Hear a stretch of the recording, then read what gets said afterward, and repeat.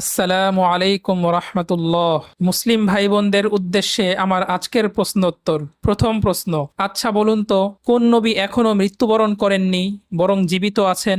দ্বিতীয় প্রশ্ন, কোন নবী পৃথিবীতে দ্বিতীয়বারের জন্য আগমন করবেন ভবিষ্যতে, বলুন দেখি। তৃতীয় প্রশ্ন, পৃথিবীর ইতিহাসে এমন তিনজন প্রতাপশালী বাদশা ছিলেন যারা পুরো অর্ধেক পৃথিবী জুড়ে নিজেদের সাম্রাজ্য বিস্তার করেছিলেন। জানেন কি তারা কারা?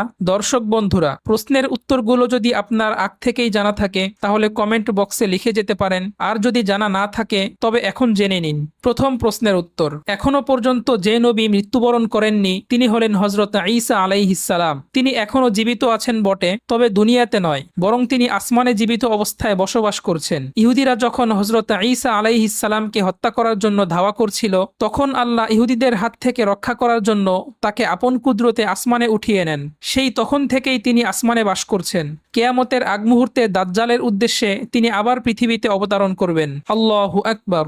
দ্বিতীয় প্রশ্নের উত্তর, একটু চিন্তা করলেই আপনি বুঝতে পারবেন যে দ্বিতীয় প্রশ্নের উত্তরটা আসলে প্রথম প্রশ্নের উত্তরের মাঝেই রয়েছে।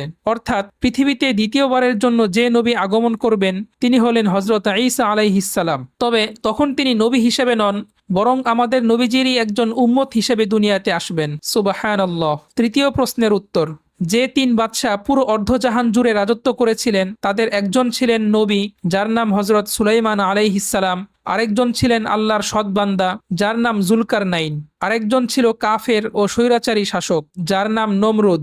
এই তিন ব্যক্তিকে আল্লাহ পুরো অর্ধেক পৃথিবীর রাজত্ব দান করেছিলেন। ইতিহাসের কিতাবে তাদের কথা বিস্তারিতভাবে উল্লেখ রয়েছে। ঠিক আছে বন্ধুরা, আজকে এ পর্যন্তই। আর ভিডিওটি ভালো লাগলে চ্যানেলটি সাবস্ক্রাইব করুন। ধন্যবাদ সবাইকে।